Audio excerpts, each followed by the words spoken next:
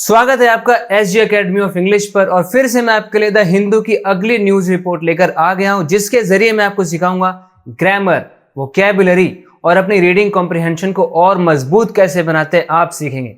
Notebook और pen लेकर बैठोगे तो और भी मजा होगा, सोने पर होगा सुहागा, क्योंकि आप नोट्स बना सकेंगे जिनको आप बाद में रिवाइज करके और अच्छे से चीजों को याद रख पाएंगे। तो ठीक है, जो चीज सीखने में लोग घंटे लगा देते हैं वो मैं आपको 20-30 मिनट के अंदर यहां पर सिखाऊंगा। तो वीडियो को ध्यान से देखो, ध्यान से सीखो। चलो शुरू करते हैं अपनी इस कमाल की क्लास को। मोदी असेसेस। भारत के प्रधानमंत्री मिस्टर मोदी ने किया असेस करने का मतलब पहले आपको पता होना चाहिए।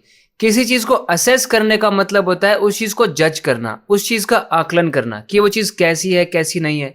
जैसे टीचर स्टूडेंट्स के लेवल को, उनकी अंडरस्टैंडिंग के लेवल को असेस करते हैं उनका टेस्ट लेकर। इस सिचुएशन को असेस करो और फिर फैसला करो करना क्या है। पहले सारे रिस्क्स को असेस करो, यानी जो जोखिम है उनके बारे में सोचो कैसे हैं कैसे नहीं। पहले डैमेज को असेस करो, फिर पता लगेगा कितने रुपए लगेंगे इसको ठीक करने में। तो असेस ये होता है। असेस किसको किया? इम्पैक्ट को, यानी कि प्रभाव को असेस किया, प्रभाव का आकलन किया। किस चीज का प्रभाव? ये बताया प्रेपोजिशन ऑफ ने। वेस्ट एशिया कॉन्फ्लिक्ट, जो वेस्ट एशिया में कॉन्फ्लिक्ट हो रहा है, वॉर हो रहा है, युद्ध हो रहा है, संघर्ष हो रहा है, उसका प्रभाव क्या है, किसके ऊपर? ये ऑन प्रेपोजिशन ने बताया। ऑन इंडिया, भारत के ऊपर, इंडिया के ऊपर वेस्ट एशिया के कॉन्फ्लिक्ट का जो प्रभाव पड़ रहा है उसका आकलन किया मिस्टर मोदी ने। ये है हेडलाइन। यहाँ पर सब्जेक्ट है मोदी, वर्ब है असेस। असेस किसको किया? इम्पैक्ट को। इम्पैक्ट है असेस का ऑब्जेक्ट। इम्पैक्ट किस चीज का है? ऑफ प्रेपोजिशन ने बताया वेस्ट एशिया कॉन्फ्लिक्ट का है। ऑफ का असली ऑब्जेक्ट यहाँ पर कॉन्फ्लिक्ट है और वेस्ट एशिया बस एक नाउन मॉडिफायर है कॉन्फ्लिक्ट के लिए। कि कौन सा कॉन्फ्लिक्ट? वेस्ट एशिया का कॉन्फ्लिक्ट। और ये कॉन्फ्लिक्ट है किस पर? कॉन्फ्लिक्ट नहीं, इम्पैक्ट किस पर है? ऑन इंडिया, इंडिया के ऊपर जो इम्पैक्ट है। अब यहां तो बस शॉर्ट में यही लिखा होता है कि आगे क्या आने वाला है, तो इसको स्किप करते हुए हम बढ़ रहे हैं आगे। एज टेंशंस कंटिन्यू, टेंशंस यानी तनाव, कंटिन्यू मतलब जारी है। क्या जारी है? टू एस्केलेट, एस्केलेट होना जारी है। एस्केलेट होना मतलब बड़ा रूप लेना और बड़ा हो जाना, यानी जो तनाव है वो जारी है, उसका बढ़ना, वो अभी भी बढ़ता जा रहा है। इन वेस्ट एशिया, वेस्ट एशिया में बढ़ता जा रहा है। थ्रेटनिंग, और बढ़ते बढ़ते वो थ्रेटन कर रहा है, यानी खतरा पैदा कर रहा है। Energy and commodity supply routes के ऊपर। कमोडिटी यानी कोई भी सामान खरीदने बेचने वाला, जो भी सामान हम एक जगह से दूसरी जगह सप्लाई करते हैं, तो इंडिया में हम भारत से सामान लेकर आते हैं, तो वो जो सप्लाई रूट है उस कमोडिटी का सप्लाई रूट है और एनर्जी का सप्लाई रूट है। Prime minister Narendra Modi on Sunday, उन्होंने संडे को चेयर किया, यानी उन्होंने अध्यक्षता की, उन्होंने लीड किया एक मीटिंग को of the cabinet committee on security. ये मीटिंग किसकी हुई थी? CCS की हुई थी, कैबिनेट कमेटी ऑन सिक्योरिटी। ये एक गवर्नमेंट बॉडी है जहां पर बहुत महत्वपूर्ण डिसीजंस लिए जाते हैं। इसके अंदर अलग अलग लोग बैठते हैं, जैसे कि home minister, finance minister, defence minister, external affairs minister और प्राइम मिनिस्टर। ऑब्वियसली ये सब मिलकर बहुत बड़े मुद्दों पर डिस्कशन करते हैं कि हमें क्या फैसला लेना है, डिफेंस पॉलिसीज से रिलेटेड, मिलिट्री एक्शन से रिलेटेड। ऐसे बड़े बड़े फैसले जो लेने होते हैं वो इस कमेटी द्वारा लिए जाते हैं। तो इन्होंने ये मीटिंग की थी, किस लिए की थी? तो रिव्यू करने के लिए, चेक करने के लिए द सिचुएशन, ये जो स्थिति है इस स्थिति की समीक्षा करने के लिए। एंड सजेस्ट, और सजेस्ट करने के लिए मिटिगेटिंग मेजर्स, कि मिटिगेटिंग मेजर्स क्या होने चाहिए। मेजर्स मतलब कोई भी एक्शंस जो आप लेते हो, जो कार्रवाई करते हो, जो आप उपाय करते हो किसी चीज़ का, उसको मेजर बोलते हैं।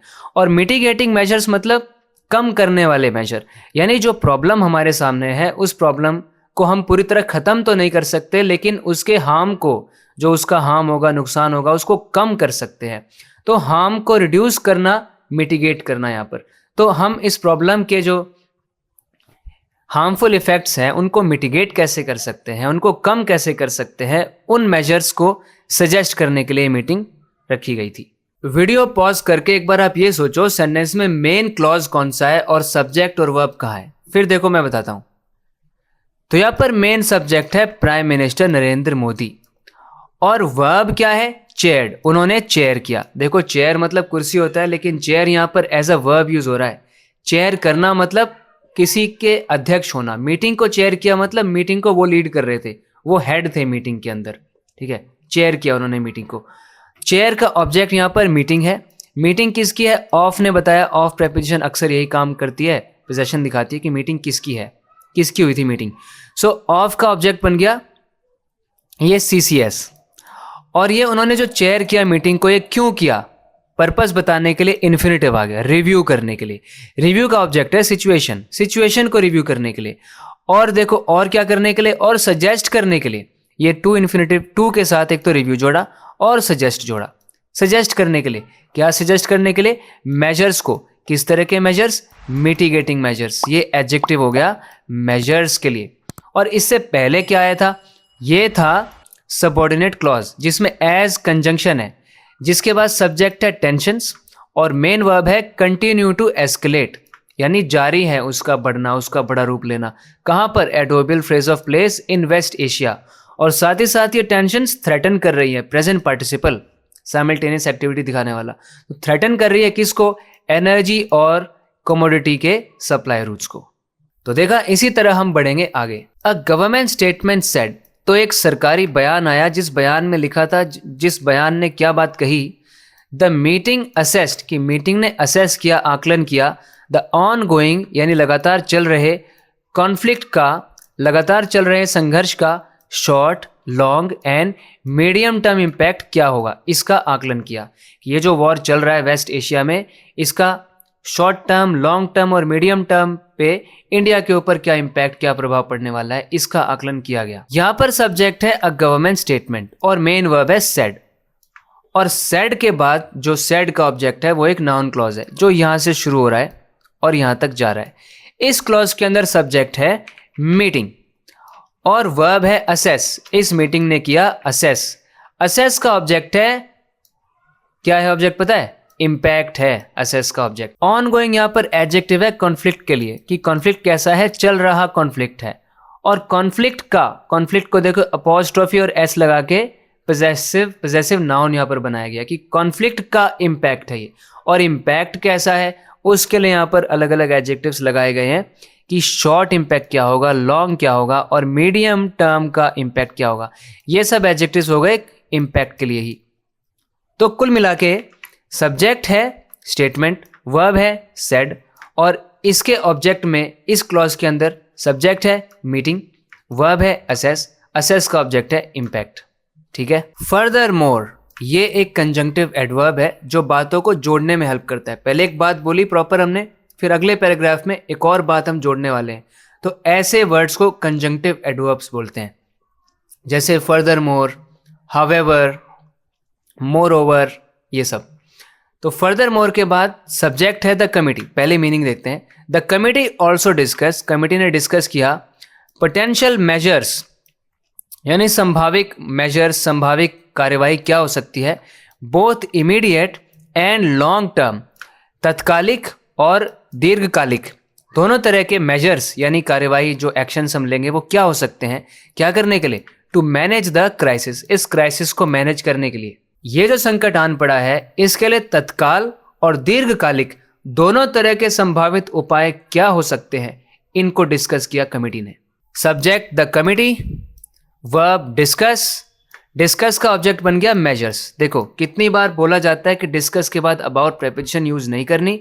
डिस्कस एक ट्रांजिटिव वर्ब होता है, डिस्कस के डायरेक्ट बाद उसका ऑब्जेक्ट आएगा। देखो यहां पर आप एग्जाम्पल देख सकते हो, डिस्कस के सीधा बाद लिखा गया है मेजर्स, ये नहीं लिखा डिस्कस्ड अबाउट पोटेंशियल मेजर्स, सीधा लिखा डिस्कस्ड मेजर्स। मेजर्स कैसे हैं? पोटेंशियल, पोटेंशियल मतलब संभावित, जो हो सकते हैं, जिनको किया जा सकता है, जो फिजिबल है। Both immediate and long term, immediate वाले मेजर्स भी और लॉन्ग टर्म वाले मेजर्स भी। क्या करने के लिए? पर्पस दिखाने के लिए इन्फिनेटिव आया, मैनेज करने के लिए। मैनेज किसको करना है? मैनेज का object crisis. The on going conflict, जो चल रहा है लगातार संघर्ष, इन वेस्ट एशिया, वेस्ट एशिया में, विल हैव सिग्निफिकेंट, उसके बहुत महत्वपूर्ण, बहुत ज़्यादा असरदार शॉर्ट, मीडियम और लॉन्ग टर्म इम्पैक्ट होंगे, होगा। यानी शॉर्ट यानी कम समय का, अल्पकालिक, मध्यम और दीर्घकालिक प्रभाव होगा। किसके ऊपर? ऑन द ग्लोबल इकोनॉमी, पूरे, ये सिर्फ एक देश की बात नहीं है, पूरे दुनिया की वैश्विक अर्थव्यवस्था पर एक लॉन्ग टर्म इम्पैक्ट होगा, एक दीर्घकालिक प्रभाव होगा। ग्लोबल इकोनॉमी से क्या मतलब है कि पूरी दुनिया में जो जो इकोनॉमिक एक्टिविटी चल रही है, ट्रेड, प्रोडक्शन, इन्वेस्टमेंट, ये सब जो भी पूरे दुनिया में चल रहा है ना, सारी कंट्रीज इकोनॉमिकली कनेक्टेड है और एक दूसरे पर डिपेंड करती हैं। ठीक है, तो पूरा इंटरनेशनल ट्रेड अफेक्ट हो रहा है, ग्लोबल मार्केट्स भी अफेक्ट हो रही हैं, सप्लाई चेन्स अफेक्ट हो रही है। तो पूरी जो ग्लोबल इकोनॉमी है वो उस पर इम्पैक्ट होने वाला है इस वॉर का, इस कॉन्फ्लिक्ट का। इट्स इफेक्ट ऑन इंडिया, इसका भारत पर प्रभाव वॉज असेस्ड, असेस किया गया, उसका आकलन किया गया कि इंडिया के ऊपर इसका क्या इफेक्ट होने वाला है। एंड काउंटर मेजर्स, और काउंटर मेजर्स क्या होते हैं? जब कोई गलत, जब कुछ संकट आन पड़ा है, कुछ प्रॉब्लम हो रही है, तो उस प्रॉब्लम से निपटने के लिए आप जो भी स्टेप लेते हो उनको बोलते हैं काउंटर मेजर्स। ठीक है, जैसे एलपीजी की सप्लाई कम हो गई तो आपने क्या किया? आपने प्रायोरिटी मुताबिक सप्लाई को थोड़ा लिमिटेड कर दिया। अब धड़ल्ले से नहीं बिकेगी वो, जिसको ज़रूरत ज़्यादा होगी उसको मिलेगी, बाकियों को शायद कम मिलेगी। तो ये एक तरह का काउंटर मेजर हो गया। तो काउंटर मेजर्स वो सारी चीज़ें, वो सारे कदम जो आप उठाते हो किसी प्रॉब्लम से डील करने के लिए। और ये भी कैसे होंगे? Both immediate and long term, तत्कालिक और दीर्घकालिक, दोनों तरह के वर डिस्कस, इनको डिस्कस किया गया। द स्टेटमेंट सेट, स्टेटमेंट ने ये बात कही, स्टेटमेंट में ये बात मेंशन थी। यहाँ पर इट्स पॉजेसिव डिटर्मिनर है जो कि किसके लिए है? कॉन्फ्लिक्ट के लिए। ये जो कॉन्फ्लिक्ट हो रहा है ना, ऊपर हमने देखा था, इसका इफेक्ट होगा इंडिया के ऊपर, जो उसको असेस किया गया। ये पैसिव वॉइस है, पास्ट इंडेफिनिट टेंस, उसके इफेक्ट को असेस किया गया। दूसरा एंड कंजंक्शन ने जोड़ा, सब्जेक्ट दूसरा आ गया काउंटर मेजर्स। और काउंटर मेजर्स कैसे हैं? बोथ और एंड हमेशा ना दो आइटम्स को जोड़ने का काम करते हैं। Both immediate and long term were discussed, ये भी पैसिव वॉइस है। काउंटर मेजर्स को डिस्कस किया गया और ये सारी बात स्टेटमेंट ने कही थी। जहाँ पे असली सब्जेक्ट तो अगर देखें ना तो द स्टेटमेंट है और वर्ब है सेड, और जो स्टेटमेंट में लिखा गया था वो सारा इसका ऑब्जेक्ट बन गया सेड का। मिस्टर मोदी ने निर्देश दिया that a group of ministers, कि मिनिस्टर्स मंत्रियों का एक समूह, and a group of secretaries, और सेक्रेटरीज का एक समूह, बी फॉर्म्ड, उसको बनाया जाए, फॉर्म किया जाए, टू वर्क, काम करने के लिए। यहाँ पे सेक्रेटरी का मतलब पता है? एक तो सेक्रेटरी होता है जब हम ऑफिस की बात करते हैं, ऑफिस में, एक नॉर्मल ऑफिस में, प्रोफेशनल वर्ल्ड में सेक्रेटरी किसको बोलते हैं? जो ईमेल्स वगैरह ध्यान रखता है, अपॉइंटमेंट बताता है अपने बॉस को, कौन कौन सा अपॉइंटमेंट है, उसके शेड्यूल को मैनेज करता है। ये वो सेक्रेटरी नहीं है। गवर्नमेंट के मामले में सेक्रेटरी किसी एक बड़ी मिनिस्ट्री या बड़े डिपार्टमेंट का एक हेड होता है, टॉप ऑफिशियल होता है। जैसे फाइनेंस मिनिस्ट्री का हेड, जैसे cabinet secretary, home secretary, defence secretary. यहाँ पर देखो प्रेजेंट सब्जेक्टिव का यूज किया गया है। देखो मिस्टर मोदी यहाँ पर सब्जेक्ट है, डायरेक्ट है वर्ब, और उन्होंने क्या डायरेक्ट किया, क्या निर्देश दिया? दैट क्लॉज बता रहा है कि एक ग्रुप ऑफ मिनिस्टर्स, यहाँ पे ग्रुप ऑफ मिनिस्टर्स सब्जेक्ट है, और एंड कंजंक्शन लगा के एक और चीज जोड़ी है, और एक ग्रुप ऑफ सेक्रेटरीज, और ग्रुप ऑफ सेक्रेटरीज को। तो ये दो चीजें हो गई, दो ग्रुप्स हो गए। इन दो ग्रुप्स को क्या किया जाए? फॉर्म किया जाए। यहाँ पर देखो बी सीधा मेन वर्ब हमने यूज किया है, इसी को कहते हैं present subjective mood. Mister Modi ने डायरेक्ट किया कि ये दो ग्रुप्स फॉर्म किए जाएं। ये नहीं बोला यहाँ पे that two groups should be formed या the two groups will be formed, would be formed. सीधा मेन वर्ब है बी फॉर्म्ड, कि इनको फॉर्म किया जाए। पैसिव वॉइस भी है ये, बी फॉर्म कौन करेगा? ये प्रॉपर्ली यहाँ पर डिस्कस्ड नहीं है, मेंशन नहीं है, लेकिन उनको फॉर्म किया जाए। कुछ ऐसे वर्ब्स होते हैं जो किसी ऑर्डर, कमांड को एक्सप्रेस करते हैं, तो इन वर्ब्स के बाद ना हमें सब्जेक्टिव मूड यूज करना होता है। जैसे suggest, recommend, order, demand, insist, request, इनके बाद आप दैट क्लॉज देखोगे जिसमें सब्जेक्टिव मूड होता है। जैसे उसने सलाह दी कि मीटिंग को पोस्टपोन कर दिया जाए, तो मैं बोलूँगा he suggested that the meeting be postponed, ना कि मीटिंग इज पोस्टपोन्ड या विल बी पोस्टपोन्ड या would be postponed, be postponed. उसने रेकमेंड किया कि मुझे एक चांस दिया जाए, he recommended that I be given a chance. ऐसे तो क्यों फॉर्म की जाए? टू वर्क, काम करने के लिए, exclusively on a whole of government approach to the crisis, इस संकट, इस क्राइसिस से निपटने के लिए किस अप्रोच का इस्तेमाल करके काम करना है? Whole of government approach. इसका मतलब होता है कि जो अलग अलग डिपार्टमेंट्स हैं या मिनिस्ट्रीज हैं, उन सबको मिलकर एकजुट होकर एक साथ काम करना है, अलग अलग काम नहीं करना। एक यूनिट बना लो पूरी, और सब मिनिस्ट्रीज, सब डिपार्टमेंट्स एक साथ मिलकर काम करो। ऐसी अप्रोच के साथ इस क्राइसिस को आप जो है कन्फ्रंट करो, फेस करो।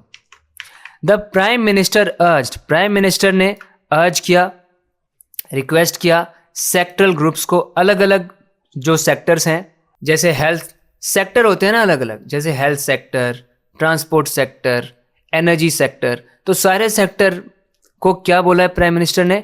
टू वर्क, कि काम करो in consultation with all stakeholders. यहाँ पर इन कंसल्टेशन एक कॉम्प्लेक्स प्रेपोजिशन है, उनको काम कैसे करना है? इन कंसल्टेशन विद, यानी कंसल्ट करते हुए, यानी उनको भी, जो भी कंसर्न्ड पार्टीज हैं। स्टेक होल्डर कौन हो गए? यानी जो भी लोग इन्वॉल्व हैं, जिनका भी नुकसान हो रहा है, यानी जो भी जुड़े हुए हैं, जो भी कंपनीज वगैरह है, उन सब से सलाह मशवरा करके, उनसे भी डिस्कशन करके, और सारे ग्रुप्स को एक साथ काम करना है, सारे स्टेक होल्डर्स के साथ बातचीत करके, ये प्राइम मिनिस्टर ने करने को कहा। द CCS डिस्कस्ड, CCS ने डिस्कस किया। CCS क्या होता है अभी मैं आपको बता चुका हूँ। Diversifying sources of major imports, diversify करने की बात की उन्होंने। डाइवर्सिफाई करने का मतलब क्या होता है? विविधता लेकर आना। सोर्सेज ऑफ मेजर इंपोर्ट्स, यानी जो हम आयात करते हैं दूसरे देशों से, अपने देश में कुछ चीज़ें लेकर आते हैं, उसको आयात बोलते हैं, इंग्लिश में उसको इंपोर्ट बोलते हैं। तो ये जो हम इंपोर्ट कर रहे हैं, जो प्रमुख आयातों के स्रोत हैं, ज़्यादातर हम कौन से देशों से इंपोर्ट करते हैं, उनको डाइवर्सिफाई करना है। डाइवर्सिफाई करने का मतलब क्या होगा? विविधता लेकर आनी है, मतलब अलग अलग जगहों से चीज़ें इंपोर्ट करो, एक ही कंट्री के ऊपर, स्पेसिफिक कंट्रीज पर डिपेंडेंट मत रहो, ये इसका मतलब होगा। इंक्लूडिंग, जिसमें शामिल है, किस में शामिल है? इन इंपोर्ट्स में शामिल है फर्टिलाइजर्स, उर्वरक, केमिकल्स और फार्मास्यूटिकल्स, दवाइयाँ वगैरह, एंड पेट्रोकेमिकल्स। पेट्रोकेमिकल्स में क्या होता है? पेट्रोकेमिकल्स ऐसे प्रोडक्ट्स होते हैं जिनको क्रूड ऑयल और नेचुरल गैस का यूज करके बनाया जाता है, जैसे प्लास्टिक, रबर, डिटर्जेंट्स एक्सेट्रा। तो ये हो गए पेट्रोकेमिकल्स। तो इस तरह के जो हम आयात करते हैं ना, इनके जो प्रमुख हमारे सोर्स हैं, उनको डाइवर्सिफाई करना है। फर्टिलाइजर्स अज्यूम सिग्निफिकेंस, यानी महत्व। फर्टिलाइजर्स का बहुत महत्व हो जाता है ahead of the coming kharif season, क्योंकि खरीफ सीजन आने वाला है, खरीफ फसल का सीजन आने वाला है, चावल, मक्का वगैरह जिसमें हम बोया जाता है, तो वो हमारे सामने है, अहेड है, हमारे सामने है, तो महत्वपूर्ण, तो महत्व बढ़ गया है किसका? फर्टिलाइजर्स का। And in view of the disruptions, in view of मतलब किसी चीज़ को देखा जाए, किस चीज़ को आप देख रहे हो? जो डिसरप्शंस हो रहे हैं ना, जो रुकावटें हो रही हैं, जो बीच में डिस्टर्बेंसेस हो रहे हैं, to natural gas imports, natural gas जो हम लेकर आते हैं, उनके जो इंपोर्ट होते हैं, उसमें डिसरप्शंस हो रहे हैं, उसमें रुकावटें आ रही हैं, उसमें बाधाएं आ रही है। किसके बाद? After Tehran's missile attacks, Tehran के मिसाइल अटैक्स के बाद। इन अटैक्स ने क्या किया था? डेविस्टेटेड, बर्बाद कर दिया था, खराब कर दिया था एनर्जी इंफ्रास्ट्रक्चर को, यानी ऊर्जा के बुनियादी ढांचे को, इन कतर में, which is among the biggest importers of LNG globally, जो कि सबसे बड़े इंपोर्टर जो हैं LNG के पूरी दुनिया में, सबसे बड़ा इंपोर्टर है कतर, सबसे बड़े इंपोर्टर्स में से एक है। The measures taken in the last few days, पिछले कुछ दिनों में जो हमने कदम उठाए हैं, to maintain adequate stocks of fertilisers, maintain करने के लिए, बनाकर रखने के लिए, एडिक्वेट मतलब पर्याप्त स्टॉक, पर्याप्त हमें स्टॉक बना के रखना है फर्टिलाइजर्स का। Will ensure timely availability and food security, तो ये जो हमारे मेजर्स है, ये क्या इंश्योर करेंगे, क्या सुनिश्चित करेंगे कि समय पर उपलब्धता हमें मिलेगी, और फूड सिक्योरिटी को भी सुनिश्चित करेंगे।